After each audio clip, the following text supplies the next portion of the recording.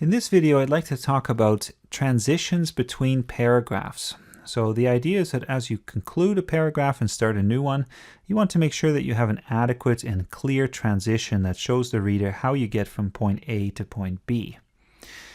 The trouble is that when you start a new paragraph, you need to show not only where you came from, but also where you're going. And that's probably the most difficult part of this. So if you get an essay back from an instructor and you see that kind of arrow and a question mark beside it, or the words no transition written in the margins, then you know that you have failed to make an adequate connection.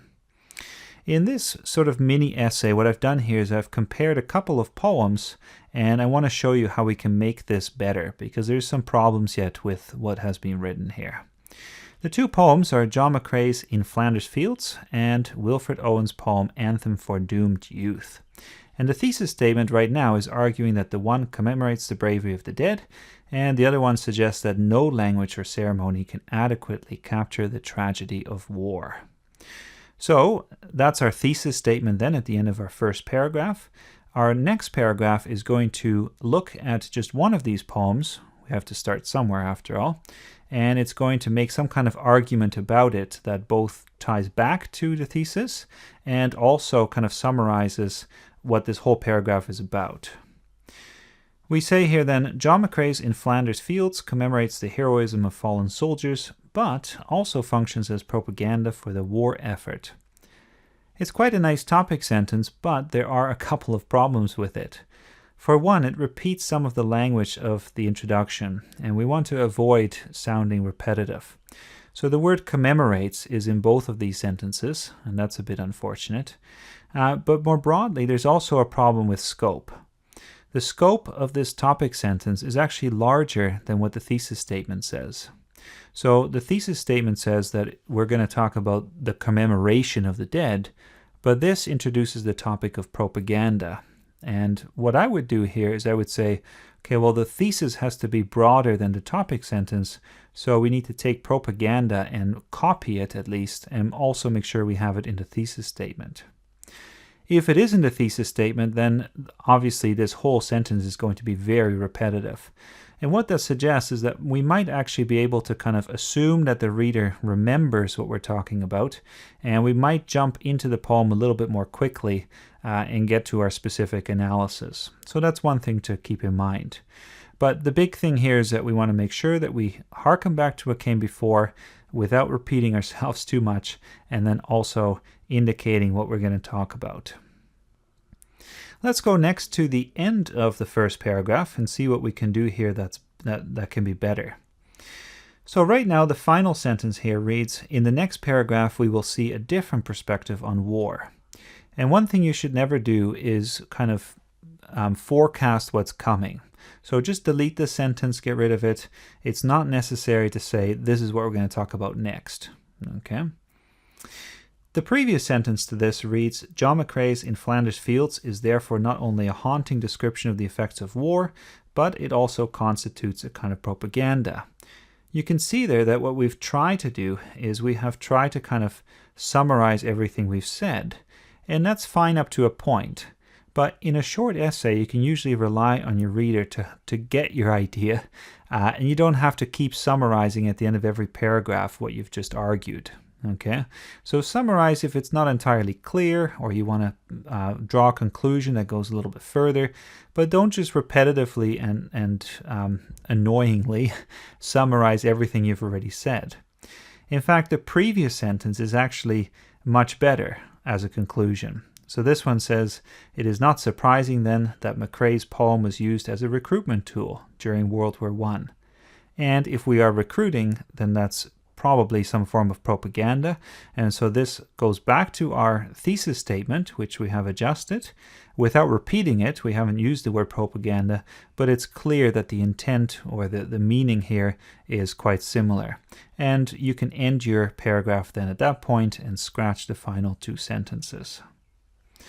Let's go on to the next paragraph here. So this one reads, Wilfred Owen's poem Anthem for Doomed Youth states that all acts of remembrance are mockeries.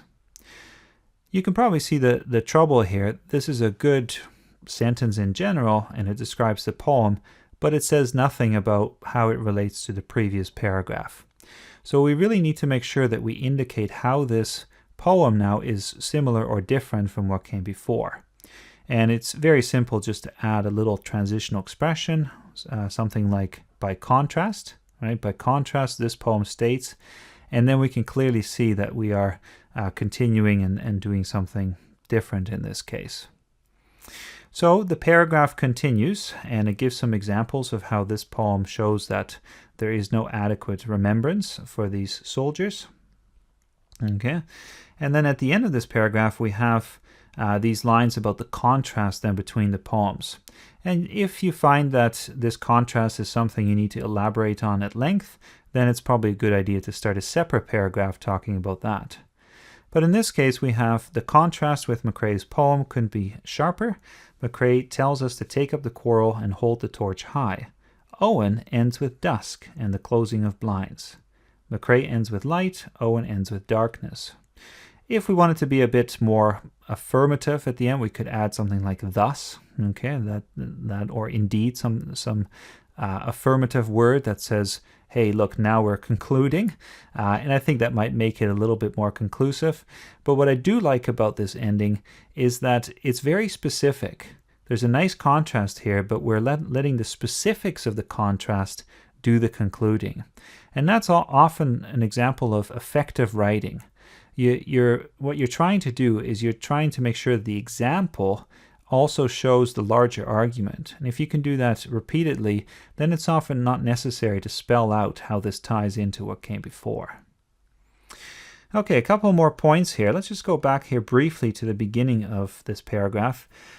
Notice the quotation in the first topic sentence here. So we have mockeries, and I would really suggest that you quote very sparingly in any topic sentence. It's okay to have a little quotation, but you need to make sure that your argument comes through clearly. And the key then is to make sure that you don't let other people kind of speak for you. Okay, so just make sure that you keep your topic sentence on the whole free from quotations. Then we have this ending, or some kind of beginning of an ending. And one thing to watch out for here, you know what, I'll just stick it on the next page here for clarity. So let's go down. One thing to watch out for with this ending is that you don't repeat too much of what came before, especially in a short essay. And you want to watch out for these kinds of general sentences that simply say very broadly that we have seen something, right? We have seen, therefore, that the two poems have a different message. Why not say specifically what that message is? Okay, that would be much more direct. But also, do we need to summarize it in quite this elaborate, cumbersome way? Okay, because as you can see here, then a lot of the material that follows is going to be repetitive. One creative way to kind of rephrase this is to ask a follow-up question. You could say something like, which poem is then more truthful in its representation of war, right? And if we still have a question coming out of this, then we're still interested in what the conclusion is going to offer. There are lots of other strategies as well, but I would really suggest that when you transition to your conclusion, that you avoid just kind of boringly repeating everything that you have said. The real thing to take away from this video then is that what you want your transitions to do is you want them to obviously point to what came before and what's coming up next, but you want them to be invisible. You want the flow to be so natural and effective that the reader doesn't even notice that there is, in a sense, a transition. One point is logically connected to the previous one.